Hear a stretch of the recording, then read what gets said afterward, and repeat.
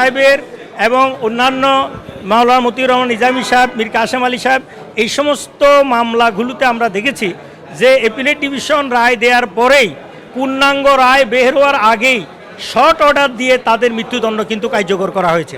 তো যেখানে দ্রুততার সাথে এর আগের আসামিদের মৃত্যুদণ্ড কার্যকর করা হয়েছে, আমি মনে করি এটি মাজারুল ইসলামকে তার চেয়েও কম সময়ে দ্রুততার সাথে মুক্তি দেওয়ার ব্যবস্থা আশা করি আমাদের আদালত করবে।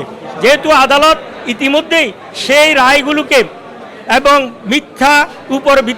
মিথ্যা তথ্যের উপর ভিত্তি করে কাস্টমারি আইন অমান্য করে এবং পৃথিবীর ইতিহাসে একটা নজিরবিহীন রায়ের মাধ্যমে যে শাস্তিগুলো দেওয়া হয়েছিল, তো তার বিরুদ্ধে তো অবশ্যই যে ব্যবস্থাপনা এখন চলে আসছে, সেখানে এটি মাজারুল ইসলামকে দ্রুততার সাথে মুক্তি দিবে।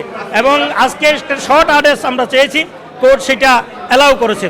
যদি শর্ট আদেশটা আজকের মধ্যে যায়, তাহলে কালকের মধ্যেই জনাব এটি মাজারুল ইসলাম মুক্তি পেয়ে যেতে পারেন।